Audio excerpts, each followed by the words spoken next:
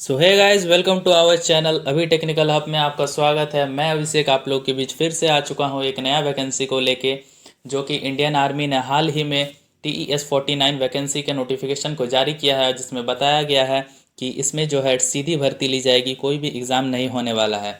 तो ये वीडियो जो है उस कैंडिडेट्स के लिए स्पेशली होने वाला है जो अपने देश के लिए काम करना चाहते हैं, अपने वतन के लिए कुछ काम करना चाहते हैं।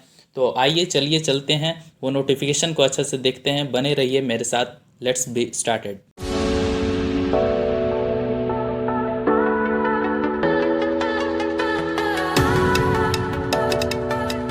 तो गाइज, जैसा कि आप लोग देख सकते हैं कि मैं अभी इंडियन आर्मी TES-49 की वैकेंसी के ऑफिशियल नोटिफिकेशन पे आ चुका हूँ।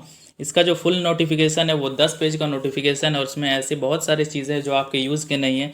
इसीलिए मैं इस नोटिफिकेशन के इम्पॉर्टेंट टर्म को जो है कट करके रख चुका हूँ, जो कि आपको आसानी से समझा दूँ और आप आसानी इस फॉर्म को अप्लाई कर सकते हैं। क्योंकि अगर फुल नोटिफिकेशन को समझाने बैठे तो शायद वीडियो भी बहुत लंबी हो जाएगी। तो चलिए बात करते हैं इंपॉर्टेंट टॉपिक्स के इसमें।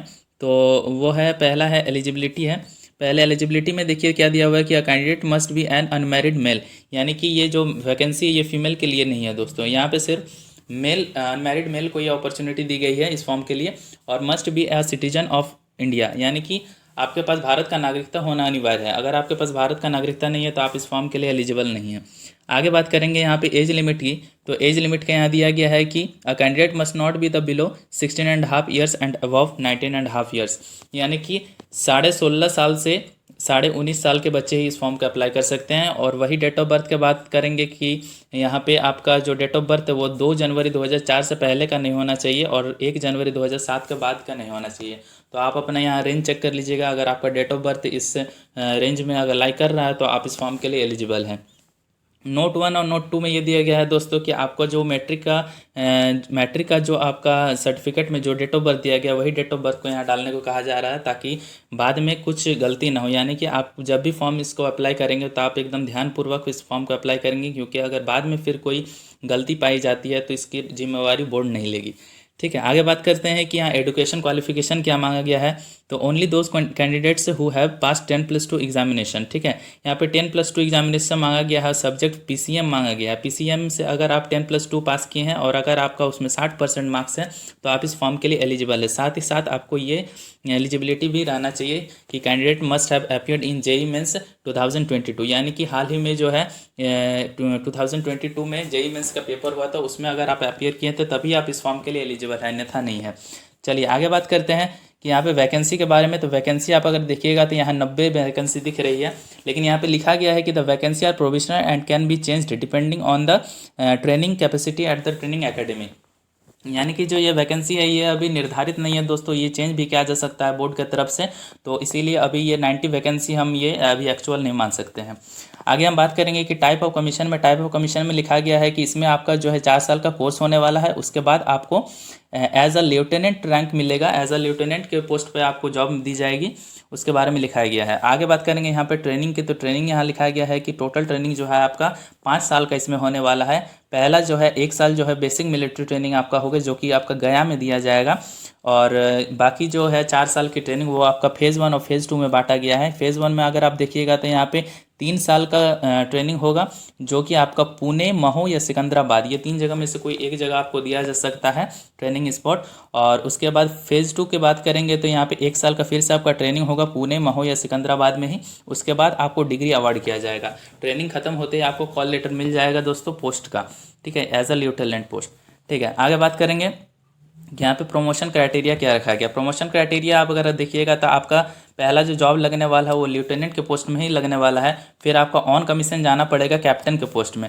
और उसके बाद जो ये 2 ईयर्स, 6 ईयर्स, 13 ईयर्स अगर आप ये सब पूरा कर देते तो आपका फिर पोस्ट आगे बढ़ते जाएगा। और लास्ट आपका जो COAS का पोस्ट आप प्राप्त कर जाएंगे। यहाँ पे COAS का पोस्ट जो है वो इंडियन आर्मी का सबसे हाईएस्ट पोस्ट है।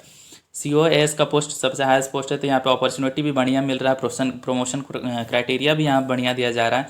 तो आगे हम बात करेंगे यहाँ पे सैलरी की। तो सैलरी आप देखिएगा कि एज अ लेफ्टिनेंट आपको लेवल 10 के, जो कि बहुत ही बढ़िया सैलरी लेवल है, तो वो आपको दिया जाएगा 56,100 से लेके 1,77,500 तक मिलेगा। और यहाँ पे आपका जो है 2.5 लाख तक का पेमेंट आपको देखने को मिलेगा।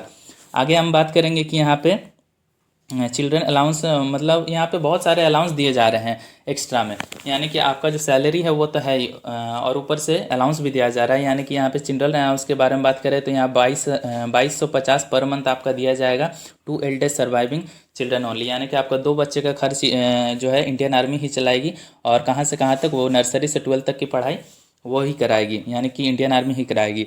आगे हम बात करेंगे यहाँ पे इंपॉर्टेंट डेट के। तो यहाँ देखिए, पहले बात करते हैं कि अप्लाई कहाँ से कीजिएगा। तो यहाँ अप्लाई का जो है वो लिंक दिया गया है www.joinindianarmy.nic.in पे आप जाके इस फॉर्म को अप्लाई कर सकते हैं। बात करते हैं इंपॉर्टेंट सिलेक्शन प्रोसीड्योर की। तो सिलेक्शन प्रोसीड्योर इसका आप समझ लीजिए कि आपका कैसे जो है सिलेक्शन यहाँ होने वाला है। आपका जो जेई मेंस में कट ऑफ गिरेगा, आपका जो जेई मेंस का कट ऑफ में आएगा, उससे आपको शॉर्टलिस्ट किया जाएगा। पहले यहाँ जो देखिए, यहाँ पे एसएसबी इंटरव्यू के लिए आपको बुलाया जाएगा।